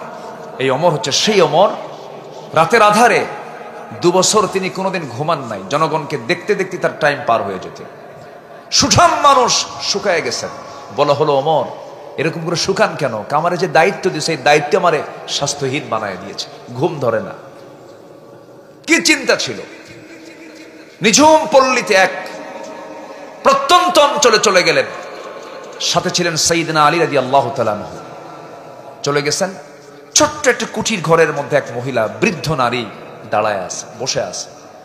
যে সাইয়েদনা ওমর ফারুক নিজের পরিচয় গোপন করে বলছেন, মা কেমন আছেন? আলহামদুলিল্লাহ ভালো আছে, তবে খুব ভালো নাই। কেন? ওমর লোকটা ভালো না। কে ভালো না? কার সামনে কয়? ওমর লোকটা ভালো না কেন? কি হয়েছে মা বলেন? এই যে আমি গ্রামের ভিতরে কত কষ্টে জীবন যাপন করছি, কোনোদিন আমার ব্যাপারে কেউ দেখতে আসলো না। ওমরে ফারুক বলছেন, মা এত দূর, এত প্রত্যন্ত অঞ্চল, এই জায়গায় কি আসা যায় সহজে নাকি? খুব কষ্টের তো জায়গা এটা। এবারে মহিলা বলছে, যদি কষ্টের জায়গায় মনে হয়, খলিফা হওয়ার কি দরকার ছিল? কি যুক্তি আছে না নাই বলেন? ওমরে ফারুকের চোখ দিয়ে পানি পড়া বের হয়ে গেছে, চোখের কোনায় অস্ত্র চলে আসছে, কান্নাকাটি করছেন। মহিলা জানে না সামনে কোন পুরুষটা দাঁড়ানো আছে, এই পুরুষটার পরিচয় কি, এই লোকটার পরিচয় কি, মহিলা জানে না। এবার ওমরে ফারুক বলছেন, মা শোনেন, আপনি যে অভিযোগটা দিয়েছেন, অভিযোগটা আপনি তুলবেন কেমন? আমি একটু ব্যবস্থা করতে চাই, অভিযোগটা তুলে নিতে হবে। মহিলা বলছে, তাহলে আমার কিছু টাকা পয়সা দিতে হবে। কি দিতে হবে? টাকা পয়সা, আমি তো অভাবী মানুষ। কত নেবেন আপনি? 25 দিনার আপনাকে দেব। আপনি কি মামলা উঠায় নেবেন নাকি? হ্যাঁ 25 দিরহাম দিলেও হবে, 25 দিনার দিলেও হবে। নিয়ে নিলেন, সঙ্গে সঙ্গে দিবেন। এমন সময় বলছেন, আলী এদিকে আসো। আলীকে যখন ডাক দিয়েছেন, সঙ্গে সঙ্গে তিনি বলছেন, আমিরুল মুমিনিন আমি আসতেছি। সঙ্গে সঙ্গে এই কথা মহিলার কানে চলে গেছে, এই তো খলিফা ওমর সামনে দাঁড়ায় আছে। আমি কারে এতক্ষণ ধরে কথা বললাম? মহিলা থরথর করে কাঁপে আর বলছে, আমিরুল মুমিনিন বড় বেয়াদবি করে ফেলেছে, আপনি আমাকে মাফ করে দেন, এমনটা আমার আর হবে না। উনি বলছেন, না রে না, ও ইসলামের জনপদের একজন নাগরিক, আপনি আমাকে কি মনে করছেন জানেন? আমি কোন খলিফা নই, আমি হলাম খাদেম, আমি কোন রাষ্ট্রনায়ক না, আমি হলাম খাদেম, আপনাদের খেদমতের জন্য এসেছি। আপনার সঙ্গে যে আমার যে কমিটমেন্টটা হয়েছে, আমি আপনাকে 25 দিন আর দিয়ে দিলাম, কিন্তু শর্ত হলো আপনাকে চিঠি লিখে দিতে হবে, একটা সুন্দর করে লিখিত করে দিতে হবে। কোথাও কোনো লেখার জিনিস না পাইলে নিজের জামা ছিঁড়ে ফেললেন। জামা ছিঁড়ে সেই জামাই তিনি বললেন, ও মা আপনি সুন্দর করে একটু লিখে দেন। সুন্দর করে লিখে দেওয়া হলো যে 25 দিনারের বিনিময়ে সমস্ত অভিযোগ উইথড্র করা হলো, তুলে নেওয়া হলো। এই চিঠিখানা নিয়ে বাড়িতে আসলেন, পরিবারকে দিয়ে বললেন, ও পরিবার শোনো, আমি ওমর যেদিন আমার ইন্তেকাল হবে, সেই সময় তোমরা আমার কাফনের কাপড়ের সাথে এই চিঠিটা মিলাইয়া দিও, যেন আল্লাহর সামনে গিয়ে জবাব দিতে পারি জনগণের উপরে জুলুম করি নাই। যেরকম সুবহানাল্লাহ। এটা কিসের ফলাফল? আসতে বলবেন না, কিসের ফলাফল? আমরা এমন কিছু শাসক আমরা দেশে দেখতে চাই। সুযোগ এসেছে, সুযোগ কে দিয়েছেন? আসতে সুযোগ কে দিয়েছেন? আল্লাহ দিয়েছেন, আমরা কাজে লাগাবো। জোরে বলি ইনশাআল্লাহ। এই যে পরিবর্তন একটা হয়েছে, এই যে মাহফিল হচ্ছে, এই মাহফিল সহজে হওয়া সম্ভব ছিল বলেন তো? কত মাহফিল বন্ধ হয়ে গেছে না, করতে দেয় নাই। আমরা আসি মাহফিলে, পুলিশও আসে বিজিবিছে, হুজুর আপনারা তো জঙ্গি, জংলাতুল জংলা, কত কি বানায়, কত কি করলো। 1.5 বছরে কোন জঙ্গির কোন অভিযান হয়েছে? কোথাও কোনো জঙ্গি অভিযানে কেউ বের হয়েছে? এটা ছিল নাটক। 16 বছরের নাটকগুলো শুধু মঞ্চস্থ করা হয়েছে। আর ওই নাটকের নাট্যকার যিনি ছিলেন, তিনি এখন দেশে নাই, মামু বাড়ি দিল্লি গিয়ে বসে আছে। এই জন্য নাট্যকারই তো নাই, নাটক শুরু হবে কেমনে? নাটক তো সাজাতে পারতেছে না। সম্মানিত ভাইয়েরা, আমরা ইসলামকে দেখতে চাই রাষ্ট্রীয় পর্যায়ে। জোরে বলি ইনশাআল্লাহ, জোরে বলি ইনশাআল্লাহ। ইসলামকে শুধু আমরা কাগজের পাতায় দেখতে চাই না, নামাজের শুধু জামাতে দেখতে চাই না, আমরা সচিবালয়ে, ক্যান্টনমেন্টে, সংসদে, পার্লামেন্টে আমরা কোরআন চাই। রাজি আছেন কারা কারা? হাত উঁচু করে দেখা।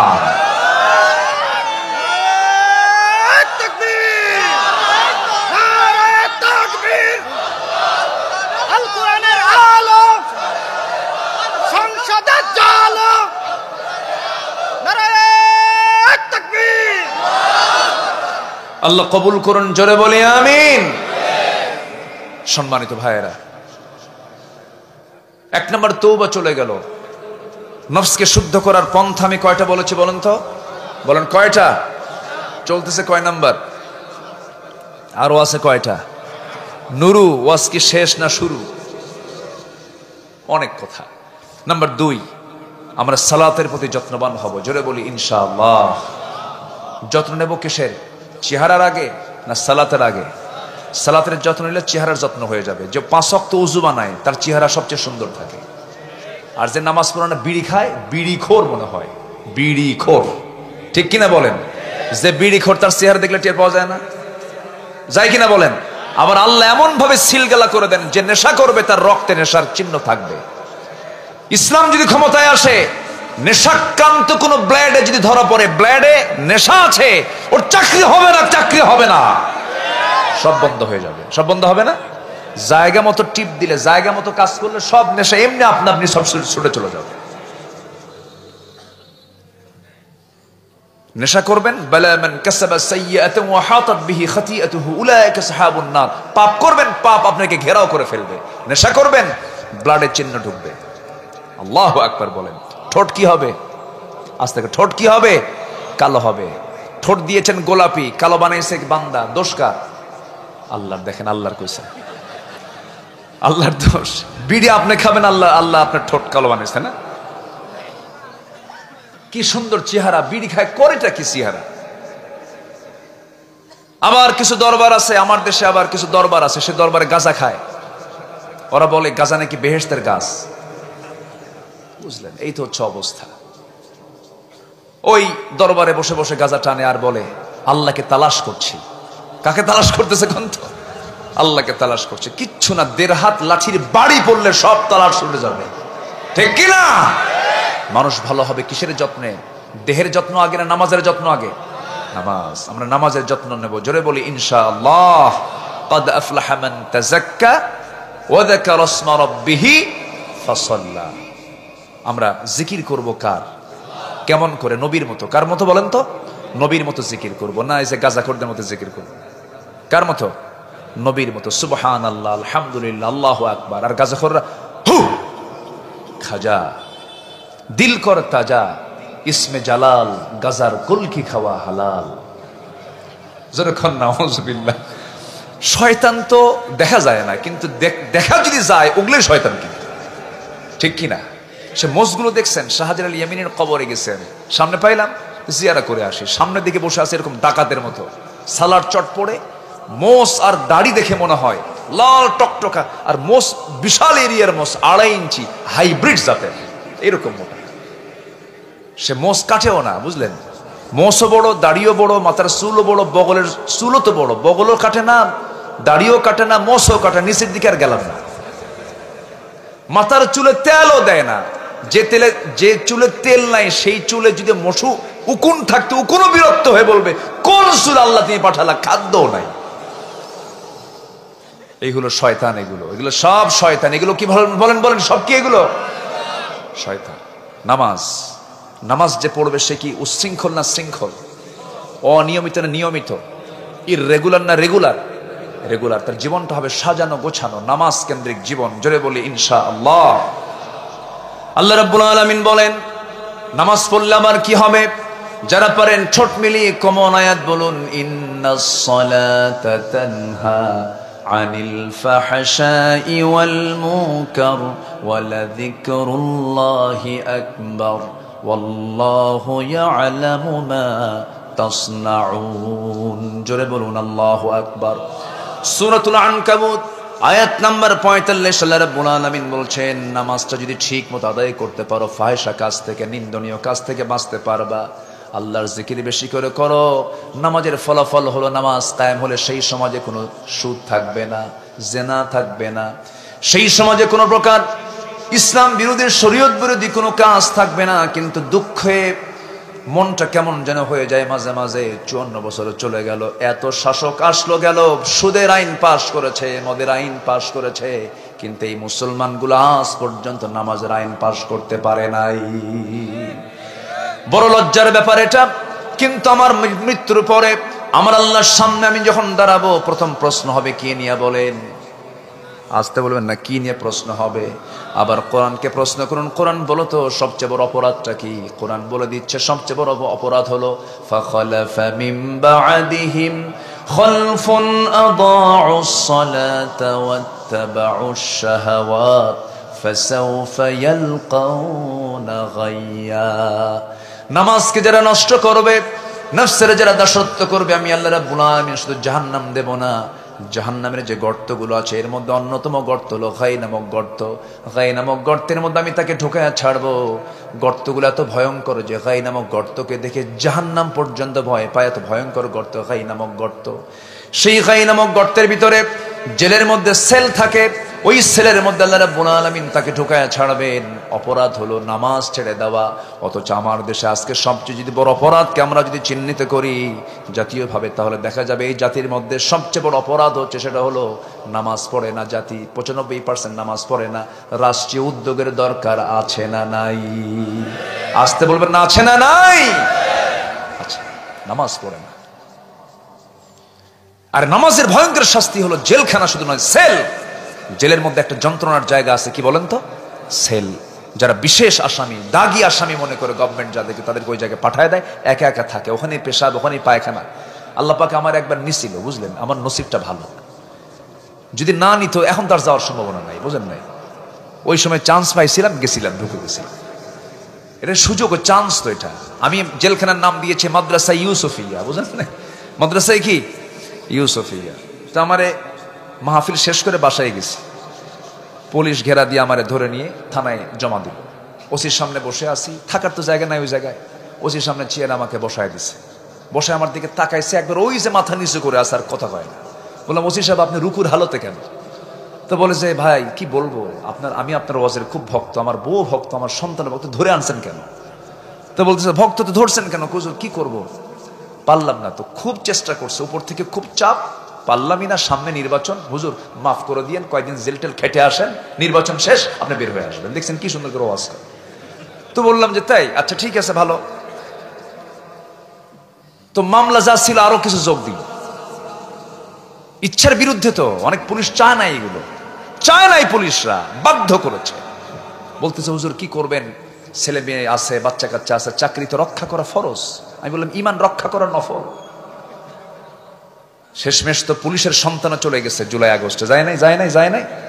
যদি তার আগের থেকে সচেতন হতে এই লাশগুলো পড়তো না, এই জীবনগুলো যেত না, এই মায়ের কোলগুলো শূন্য হতো না। এরপর হ্যান্ড ক্যাপ লাগায় পাঠায় দিল জেলখানায়। গেলাম, চুরি তো আর করি নাই, মনে একটা সাহস। যদি চুরি না করে কেউ, কিন্তু তাকে আসামি বানাচ্ছে, তার কি কোনো ভয় থাকে? মনের বল হচ্ছে সবচেয়ে বড় বল। হৃদয় যদি শুদ্ধ থাকে, তাসকিয়াতুন নফস, নফসের শুদ্ধতা থাকলে পরে পৃথিবীর কোনো শক্তি তাকে টলাতে পারে না। আজকের সাবজেক্ট কি বলেন তো? নফস। নিয়ে চলে গেল জেলখানার মূল গেট দিয়ে ঢুকে পড়লাম। ঢুকেই পড়ে দেখি এক বৃদ্ধ চাচা সামনে দাঁড়ানো, 80 ঊর্ধ্ব বয়স, আমার দিকে তাকায় লম্বা কেন সালাম দিয়ে বলে, হুজুর আপনি জেলখানায় ঢুকছেন? খুব খুশি হলাম। তো বললাম জেলখানায় ঢুকলাম, আপনি খুশি হলেন কেন? বলতেছে ওয়াজ শুনতে যাই, কত দূর থেকে ওয়াজ শুনি, এত চেষ্টা করছি জীবনে আপনার সঙ্গে মোসাফা করবো, একটু কথা বলবো, চান্স মেলে নাই, আল্লাহ কি সুন্দর মিলায় দিল। তো বললাম যে তাই? হ্যাঁ হুজুর, আমি দোয়া করি আপনি জেলখানায় থাকেন। আমি বললাম চাচা আপনি এই বুড়া বয়সে আপনি কেন জেলখানায়? কে বাবা, বোমা হামলা, বোমা হামলা। কি হামলা? বোমা মারছেন উনি। 80 বছরের বয়সের লোক যদি বোমা মারতে যায়, ওটা কি জায়গায় পড়বে না মাথায় পড়বে? এই হচ্ছে অবস্থা। এই সিচুয়েশন গুলো করেছিল ওরা। লক্ষ্য ছিল একটাই, ফেরাউনের মতো ক্ষমতায় টিকে থাকার স্বপ্ন। ফেরাউনকে আল্লাহ পাক সেই স্বপ্ন পূরণ করতে দিয়েছেন। নীল দরিয়ায় চুবাইয়াছেন ওয়াগরাকনা আলা ফিরাউন। আর আমার দেশের লেডিস ফেরাউনকে দেশ থেকে বিতাড়িত করে মামাবাড়ি দিল্লি পাঠায়া দিয়েছেন, ঠিক কিনা? দিল্লি কেন পাঠালেন? আল্লাহ তো ইচ্ছা করলে কাঠমান্ডু পাঠাতে পারতেন, আসাম পাঠাতে পারতেন, গুয়াহাটি পাঠাতে পারতেন। ওই ভারত কি ছোটখাটো দেশ? বলেন, আমার দেশের চাইতে 22 গুণ বড়। হায়দ্রাবাদ পাঠাতে পারতেন, আগরতলা পাঠাতে পারতেন, রাজস্থান পাঠাতে পারতেন, অনেক প্রদেশ ছিল, ইউপিতে পাঠাতে পারতেন, অথবা নেপাল, শ্রীলঙ্কা, পার্শ্ববর্তী বোনের বাড়ি লন্ডন, বিয়েই বাড়ি আমেরিকা। দেশে বিয়ে বাড়ি নাই, কিন্তু আমেরিকা, কত জায়গা ছিল, কত শহর ছিল, নগর ছিল, কোথাও না পাঠায়া আল্লাহ পাঠায় দিয়েছেন মামু বাড়ি দিল্লি। কেন জানেন? 25 বছর আগে আল্লামা সাইদি দোয়া করেছিল। উনি বলেছিলেন গাছের গোড়ায় নাড়া দেব, মামু বাড়ি দিল্লি গিয়ে পড়বা। দোয়া কবুল হয়েছে কিনা বলেন? অনেক কিছু করেছে ওরা। আমরা আমাদের প্রতিশোধ একটাই, সেটা হচ্ছে এই জমিন আল্লাহর দিন কায়েম করা। আমরা কিচ্ছু চাই না, কোনো প্রতিশোধ আমরা চাই না। আমাদের লক্ষ্য একটাই, জমিনে কার দিন প্রতিষ্ঠা করা? বলেন কার দিন, কার দিন, কার দিন? আমরা কি তাদের মতো প্রতিশোধ পরায়ণ হতে চাই? 5 আগস্ট পরবর্তী যে হামলাগুলো হয়েছে, যে পুকুর দখল, বাড়ি দখল এগুলো করেছে, ইসলামী আন্দোলনের নেতৃবৃন্দের সঙ্গে এগুলোর ন্যূনতম কোনো সম্পর্ক নাই। যারা করেছে এগুলো তাদের দায় তারা নেবে, এটার সাথে ইসলামী আন্দোলনের কোনো সম্পর্ক নাই। এটা অপরাধ, এটা আমরা স্বীকার করি। যারা করেছেন এগুলো গুরুতর অপরাধ। এই জুলুম আল্লাহ কখনো সহ্য করতে পারেন না। এই কথাগুলো ইতিহাস হয়ে থাকবে এক সময়। জোরে বলি ইনশাআল্লাহ, ইনশাআল্লাহ বলেন। অন্যের পুকুর দখল করা কি ভালো হৃদয়ের কাজ? ওটা কি মানুষ না চোর? মানুষ না চোর? চোর। শত্রু যদি শত্রু হয়, শত্রু তো শত্রুর পুকুর, শত্রুর পুকুর তুমি দখল করতে যাবা কেন? তোমার পুকুর। পুকুর দখল করে মাছ ছেড়েছে, এরকম সন্ত্রাসী নেতার নেতৃত্ব আমরা মানি না। আল্লাহ বোঝার তৌফিক দান করুন। 2 চলে গেল। নামাজ সবাই পড়তে রাজি আছেন তো ইনশাআল্লাহ? একানা জামাতে? কোন নামাজ বেশি জরুরি বলেন? কোন নামাজ জোরে কোন? এই দেশে সবচেয়ে দুর্বল মুসল্লি, সবচেয়ে কম মুসল্লি মসজিদে কোন ওয়াক্তের বলেন? ফজর। সবচেয়ে বেশি মানুষ থাকে বাড়িতে কোন সময় বলেন? বলেন বলেন বলেন। জোহরে না ফজরে? আসরে না ফজরে? মাগরিবে না ফজরে? এশায়ে না ফজরে? ফজরে 100% মানুষ বাড়িতে থাকে, অথচ উচিত ছিল সবচেয়ে বেশি মুসল্লি হওয়া কোন ওয়াক্তে? ফজরে। ফজরে যায় কই থাকে? চতুর্থ আসমানে যায় মেরাজ করতে চায়, আসে না কেন? রাসূল বলেছেন যারা না আসে আমি তার বাড়িতে আগুন ধরায় দিই। আমার মন চাই আমি আগুন ধরায় দিই। আগুন ধরায় দিতাম যদি নারী এবং শিশু না থাকত। কত ভয়ঙ্কর অপরাধগুলো আমরা করছি। বলছি আমরা আদর্শ গ্রাম। কিসের আদর্শ গ্রাম? যে আদর্শ গ্রাম নাম দিচ্ছে, সেই গ্রামের যদি মসজিদ ফজরে না ভরে, ওটা আদর্শের গ্রাম নয়, ওটা ভণ্ড গ্রাম, মুনাফিকের গ্রাম। মুনাফিক চেনা যায় জোহরে, আসরে, মাগরিবে, এশায়ে না ফজরে? জোরে কোন, জোরে কোন, জোরে কোন, জোরে কোন। মুনাফিক সব নামাজ পড়লো, কোন নামাজ পড়তে পারে না? ফজর। এখন বলেন বাংলাদেশের মানুষ বেশি না মুনাফিক বেশি? আলহামদুলিল্লাহ। কি করেন? কি আমরা কি ভালো আছি? ভালো হয়েছি? قد أفلح من تزكى وذكر اسم ربه فصلى। আমরা নফসকে শুদ্ধ করব, জোরে বলি ইনশাআল্লাহ। وذكر اسم, জিকির করব কার? فصلى। নামাজ পড়তে যাব কোথায়? বলেন কোথায় যাব? কোথায় যাব? মসজিদে। নামাজ পড়ব কয় ওয়াক্ত? আসতে বলবেন না, কয় ওয়াক্ত? 5 ওয়াক্ত। 5 ওয়াক্ত নামাজ পড়তে হবে। আমার নবীজির ওই স্মৃতিচারণ প্রায় আমার মনে হয়, বিশেষ করে মাসখানেক আগে মদিনায় গিয়েছিলাম।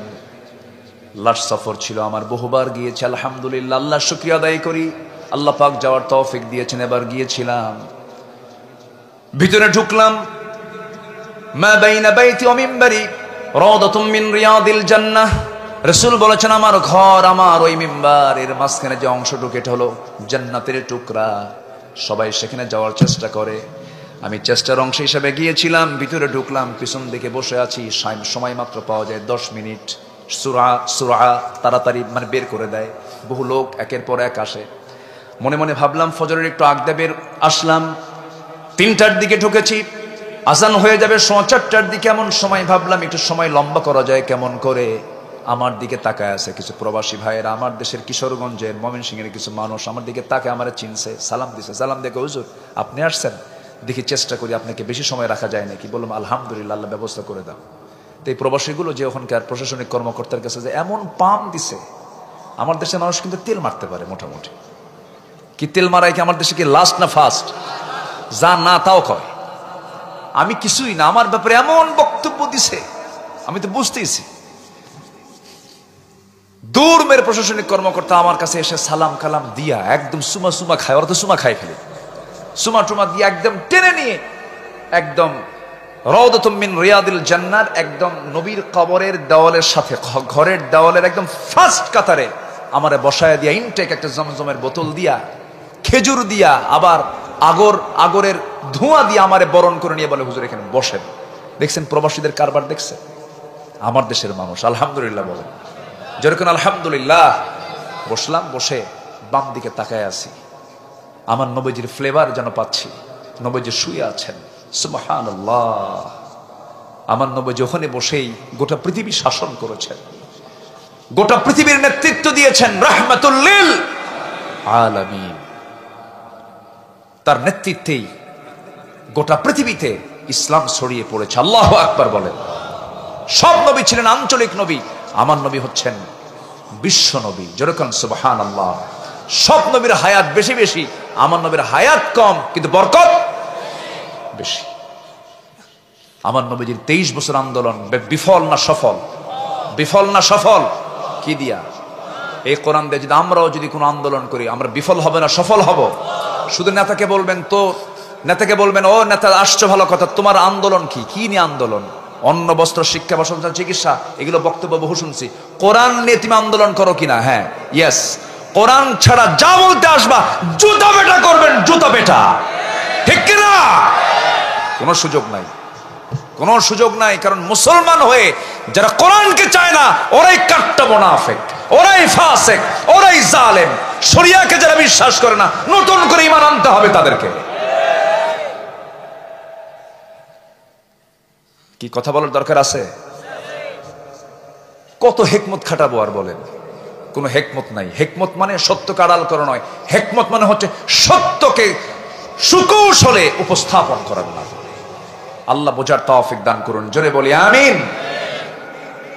আমার নবীজি ওখানে বসেই কত ফিকির করেছেন। আমি নামাজে ওখানে বসে পড়লাম, বসে বাম দিকে তাকাতেই নবীজির কবর, ডান দিকে তাকিয়ে আছি আমার নবীজির মিম্বার। কত হাঁটা হেঁটেছেন সেই জায়গা দিয়ে আমার প্রাণের নবী মুহাম্মদ সাল্লাল্লাহু আলাইহি ওয়াসাল্লাম। বারবার হাত দিয়ে ছুঁয়ে দেই, বারবার সেজদায় যাই, বারবার ফিকির করি, হারে আমি আমার নফসের চাইতে রাসূলকে বেশি মহব্বত করতে পেরেছি কিনা। এত কাছে আসলাম, সালাম দিচ্ছি রাসূলকে, বারবার আমি কেন যেন নিজেকে নিয়ন্ত্রণ করতে করতে নিজের নিয়ন্ত্রণ আমি হারিয়ে ফেলছি। ডুকরে ডুকরে কাঁদতেছে, সেজদায় পড়লাম, ফজর নামাজটা পড়লাম। আমার নবীজির ফজরের সময় নামাজ যখন পড়তেছি, সেই সময় মনে হয়ে গেল, হারে আমার নবীজি শেষের কয়েক ওয়াক্ত নামাজ জামাতে পড়তে পারেন নাই। বারবার তিনি আফসোস করেছেন, বলেছেন, আয়েশা সারা জীবন কোনোদিন নামাজ আমার মিস হয় নাই জামাত, আজকে আমার জামাত নামাজ আদায় হচ্ছে না। বড় কষ্ট পাচ্ছেন আমার রাসূল। বেলাল আযান দিচ্ছেন, আমার রাসূল আসার জন্য চেষ্টা করছেন, পারেন না। শেষ পর্যন্ত বলছেন, আয়েশা আমার মুসাল্লায় কে দাঁড়াবে? বলে দিচ্ছে, আমার মুসাল্লায় সেই দাঁড়াবে যে আমার সবচেয়ে প্রিয় সাহাবী আমার আবু বকর। আমার আবু বকরকে বলে দাও সে যেন আমার মুসাল্লায় দাঁড়ায়, যেন আমার দায়িত্ব পালন করে। টাইম হয়ে গেছে, সাহাবেকেরা অপেক্ষায় আছেন, দরজা দিকে তাকায় আছেন, হুজরাখানার দরজা। রাসূল কখন খুলবেন, ভিতরে আসবেন, কিন্তু দরজা বন্ধ, কেউ আসতেছে না।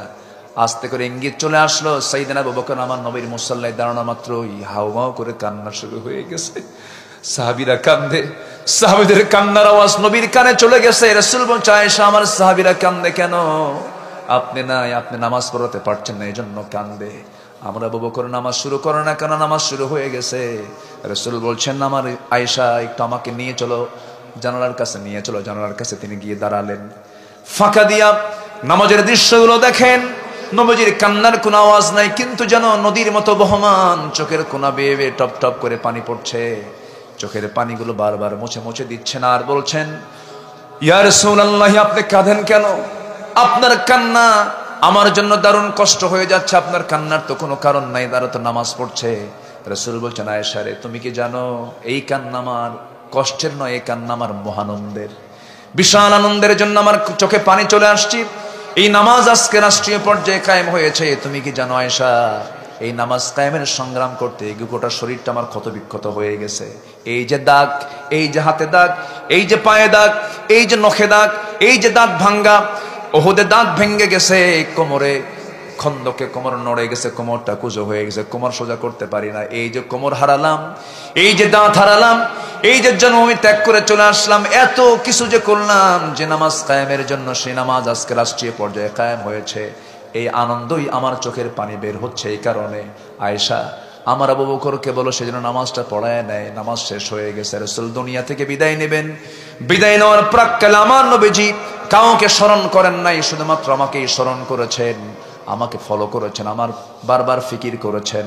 রাসূল যখন মারা যাবেন সর্বশেষ হাদিস বয়ান করেছেন আম্মা জান আয়েশার সামনে, সর্বশেষ কথা বলেছেন, তার সঙ্গে তিনি আই কন্ট্যাক্ট করেছেন, তার সঙ্গে সর্বশেষ হাসি বিনিময় করেছেন, সর্বশেষ মোহাম্মত বিনিময় করেছেন। আমার রাসূল কতটুকু পারিবারিক ছিলেন, রাসূল পরিবারের বন্ধনে কত গভীরভাবে ছিলেন। বিদায়টা নিয়েছেন আম্মা জান আয়েশার কোলে, কোলে মাথায় রেখে বলছেন, আয়েশা আমি রাসূল দুনিয়া থেকে বিদায় নিচ্ছি, আমার সাহাবে কেরামকে বলে দেবে আমি দুনিয়া থেকে বিদায় নিলাম, আমার উম্মতকে বলে দেবে আমার উম্মতরা যেন এই নামাজ যেন কখনো না ছেড়ে দেয়। জোরে কোন সুবহানাল্লাহ। সবাইকে নামাজ পড়তে রাজি আছেন নাকি? হাত তুলে দেখান তো দেখি। জোরে বলি ইয়া আল্লাহ, আরো জোরে বলি ইয়া আল্লাহ। আমাদেরকে 5 ওয়াক্ত সালাত আদায় করার তৌফিক তুমি আল্লাহ দিয়া দাও। জোরে বলি আমিন, আরো জোরে আমিন, আরো জোরে আমিন। হাত নামান। আমরা কি সেই নামাজকেও ছেড়ে দেব? গ্রামে নামাজের কমিটি করব। প্রত্যেক গ্রামে কিসের কমিটি করব বলেন? কোন নামাজের? যেরকম কোন নামাজের? ফজর হলে কোন নামাজ কাজা হবে আর? তাহলে প্রত্যেক গ্রামে কিসের কমিটি হবে বলেন তো? ফজর কমিটি। কি কমিটি বলেন? কমিটির নাম কি বলেন? কমিটির নাম কি? ফজর কমিটি। গ্রামে যুবকরা তোমার প্রস্তুত হয়ে যাবে, প্রত্যেকটা পরিবার থেকে যেন প্রাপ্তবয়স্ক লোক যেন মসজিদে আসতে বাধ্য হয় এমন সুন্দর পরিবেশ তুমি তৈরি করবা। জোরে বলি ইনশাআল্লাহ। দেখবা নামাজ কায়েম হয়ে গেছে গ্রামে, দেখবা অনেক মাদক নেশা, অনেক আকাম কুকাম এমনি বন্ধ হয়ে গেছে। কার কথা? আল্লাহর কথা। আল্লাহ কবুল করুন। জোরে বলি আমিন। নাম্বার 3, আত্মশুদ্ধিতার জন্য মাঝে মাঝে রোজা রাখা দরকার। রোজার মাস কোনটা বলেন তো? যেরকম রোজার মাস কোনটা? রমজান মাস ছাড়াও রোজা কি হয় না? হয়। মাঝে মাঝে যখন যুবকরা তোমাদের মন যখন এদিক সেদিক যাবে, এদিক সেদিক যায় না মাঝে মাঝে, ফট করে চলে যায় একদিক। এই যুবকরা কিছু কয় না তো? যায় কিনা? এই যুবক যায় না? যখন ডিস্টার্ব করবে তখন রোজা দিয়ে ট্রিটমেন্ট করে নিবা। রোজার ট্রিটমেন্ট করবা, দেখবে যে সব ঠিক হয়ে গেছে। নিজের নফস শুদ্ধ করার জন্য রোজা একটা গুরুত্বপূর্ণ মাধ্যম। আমরা মাঝে মাঝে একটু রোজার প্র্যাকটিস করবো। জোরে বলি ইনশাআল্লাহ। রোজা কি শুধু না খাওয়া? বলেন শুধু কি না খাওয়া? না কথা বলা, এটাও রোজা। ইন্নী নাযারতু লির-রাহমানি সাওমা। মারিয়াম আলাইহিস সালাম বলেছেন আমি রোজা আছি, আমি কোনো কথা বলবো না। তার রোজা ছিল কি? কি না বলা? কথা না বলা। কথা না বলাও একটা রোজা। ওয়াল্লাযীনা হুম আনিল লাগবি মুরিদুন, যারা বাজে কথা থেকে জিহ্বাকে সংযত রাখবে, এটাও একটা রোজা। জোরে বলেন সুবহানাল্লাহ। আল্লাহ কবুল করুন। জোরে বলি আমিন। নাম্বার 4, আমরা জিকির করব কার? আস্তে জিকির করব কার? এক জায়গায় না সব জায়গায়? সব জায়গায় আল্লাহর জিকির থাকবে। জিকির থাকলে পরে সেই জিকির হৃদয়টা কখনো শয়তান অ্যাটাক করতে পারে না। ওই কলবের ভিতরে শয়তান কখনো ঢুকতে পারে না। আমরা প্রায় একটা আশ্রয় চাই আল্লাহর কাছে, একটা সূরা পড়ে পড়ে। সেটা কি বলেন? সবাই বলুন, আল্লাযী ইউওয়াসওয়িসু ফি সুদুরিন নাস। সবাই বলুন, কুল আউযু বিরাব্বিন নাস মালিকিন নাস ইলাহিন নাস মিন শাররিল ওয়াসওয়াসিল খান্নাস আল্লাযী ইউওয়াসওয়িসু ফি কুলুবিন নাস। কুলুবিন নাস কি হবে? সুদুরিন নাস। শয়তান কখনো কলবে ওয়াসওয়াসা দিতে পারে না। কলবের দরজা হলো সুদূর। এই সদরে এসে ধাক্কা মারে, কারণ কলব তো কারো নির্দেশে চলে না। ইয়া মুকাল্লিবাল কুলুব সাব্বিত কলবি আলা দীনিক। আমার বন্ধুগণ, ওই সদরে এসে মাঝে মাঝে ধাক্কা মারতে চাই, সেই সময় বান্দা কি করবে? আউযু বিল্লাহি মিনাশ শাইতানির রাজীম। এজন্য আল্লাহ রাব্বুল আলামিন বলছেন, বান্দা আমার জিকির করো। আল্লাযীনা আমানু ওয়া তাতমাইন্নু কুলুবুহুম বিযিকরিল্লাহ আলা বিযিকরিল্লাহি তাতমাইন্নুল কুলুব। জোরে বলুন আল্লাহু আকবার। নাম্বার 5 হলো কোরআনের সাথে সম্পর্ক যদি বৃদ্ধি করি, আমার আল্লাহর সঙ্গে সম্পর্ক বেড়ে যাবে, নফসটা শুদ্ধ থাকবে। কোরআন যে হৃদয়ে থাকবে সেই হৃদয়ে শয়তান ওয়াসওয়াসা দিতে পারে না। জ্ঞানীকে শয়তান কখনো ঠকাতে পারে না। জ্ঞানী শুধু ঢুকে আসে মূর্খের কাছে। কোথায় যায় বলেন? কিসের কাছে বলেন? মূর্খের কাছে চলে যায়। এই জন্য প্রথম ওহীটা হলো, আমার আগের আলোচনা করেছেন, প্রথম হুকুমটা হলো পড়ো, ইকরা বিসমি রাব্বিকাল্লাযী খালাক খালাকাল ইনসানা মিন আলাক। পড়ো কার নামে? আসতে বলবেন না, কার নামে? দেশে যদি ইসলাম ক্ষমতায় চলে আসে তাহলে জাতিকে কোরআন শেখানো হবে, পরে না আগে? বলেন, পরে না আগে?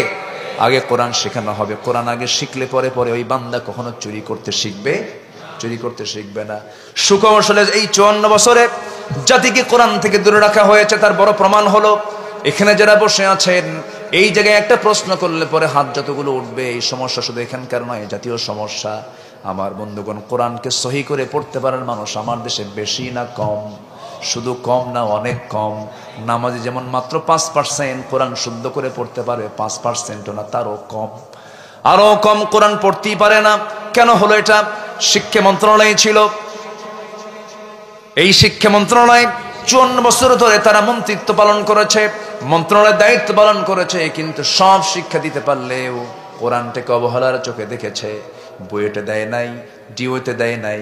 প্রত্যেকটি ইউনিভার্সিটির সমস্ত সিলেবাসের মধ্যে যদি কোরআনটা ঢুকাইয়া দিত, সূরা হুজরাত দিয়ে দিত, সূরা হুজরাতের মতো যদি সূরা দিয়ে দিত, তাহলে ছাত্র কোনোদিন শিক্ষককে থাপড়াতো না। ঠিক কিনা বলেন? আদব শিখায় নাই। প্রত্যেকটি ইউনিভার্সিটিতে যদি ফার্স্ট ইয়ারের সিলেবাসে যদি সূরা হুজরাত দিয়ে দেয়, এই সূরা হুজরাত পড়লে পরে প্রত্যেকটা ছাত্র শিক্ষককে সম্মানের উচ্চাসনে সম্মান দিয়ে দিত। কিন্তু এগুলো দেয় নাই। আমরা সুন্দর করে আমরা সিলেবাসকে সাজাবো, জোরে বলি ইনশাআল্লাহ। কি দিয়া বলেন? কোরআন দিয়া। এই জন্য কোরআনের সঙ্গে আমরা সম্পর্ক কমাবো না বাড়াবো? কোরআন শুনবো বেশি না কম? কোরআন শুনবো বেশি, গান শুনবো? হ্যাঁ, গান শুনবেন না? গান শোনা যাবে? গানের ধারে পাশে যাব না। আমাদের দেশে তো বহু লিডার আছে, এরা মাহফিলের সভাপতি হয়, ওইদিকে কনসার্টের সভাপতি হয়। তখন বলা হয় কি, আবার আমরা দুই দিকে কেন? ওটা একটু কম যাই, কোরআনে মাহফিলে বেশি যাই। কোরআন শুনবো বেশি, গান শুনবো দেখেন কম। ওই সমস্ত ডবল স্ট্যান্ডার্ড নেতৃবৃন্দকে আমরা মানি না। যারা যাত্রাকে সাপোর্ট করবে, যারা সুদকে সাপোর্ট করবে, যারা মদের বোতলকে সাপোর্ট করবে, যারা, তুমি যুবক, তুমি নেতা, তুমি ইয়াং ছেলে, তোমার হাতে নারী এবং বোতল তুলে দেবে, বোতল দিয়ে পিটাইয়ে সোজা করবা, ঠিক কিনা?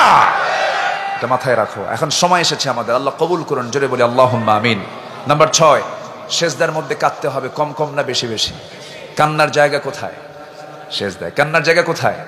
স্বামী বউয়ের কাছে, বউ স্বামীর কাছে।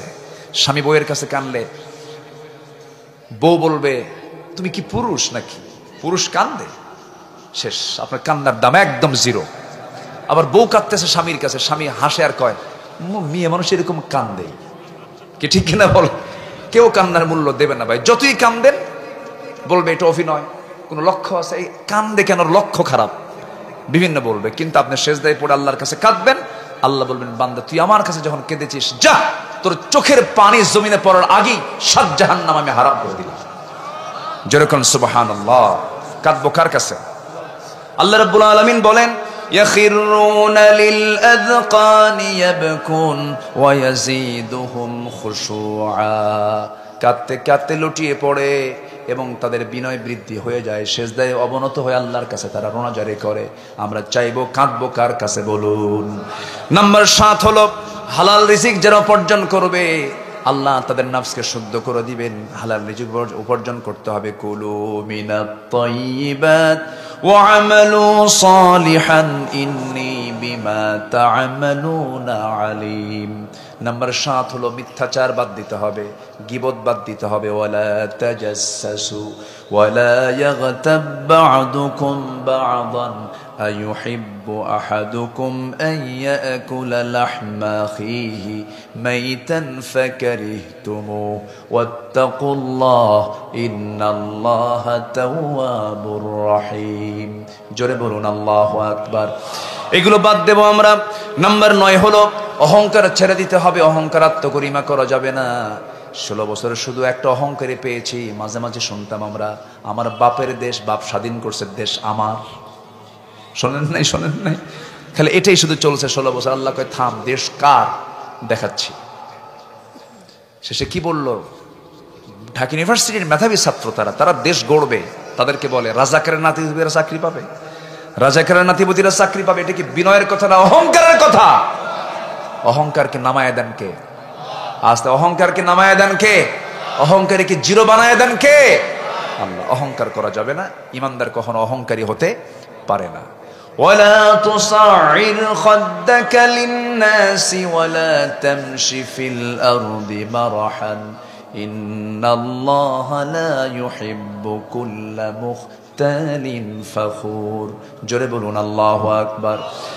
সর্বশেষ হলো, সময় কম, অল্প সময় শেষ করে দিচ্ছি। নাম্বার 10 হলো তাকওয়া অর্জন করা, মুত্তাকি হয়ে যাওয়া, খোদাফিরো হয়ে যাওয়া।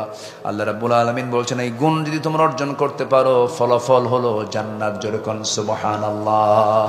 আল্লাহ সুন্দর করে বলছেন ইত্তাকুল্লাহা ওয়া কুলু কওলান সাদীদান ইউসলিহ লাকুম আ'মালাকুম ويغفر لكم ذنوبكم ومن يطع الله ورسوله فقد فاز فوزا عظيما। জোরে বলুন আল্লাহু আকবার। আর জোরে বলুন আল্লাহু আকবার। যারা আল্লাহকে ভয় করবে মহা পুরস্কারে পুরস্কৃত করবে আমি তাদেরকে। কার কথা? কার কথা? কার কথা? আল্লাহ পাক এই 10টা গুণ অর্জন করে নফসকে শুদ্ধ করার তৌফিক সবাইকে দান করুন। জোরে বলি আমিন। সন্তানকে মাদ্রাসায় পড়াবেন, মাদ্রাসার মাহফিল দিবেন না ইনশাআল্লাহ?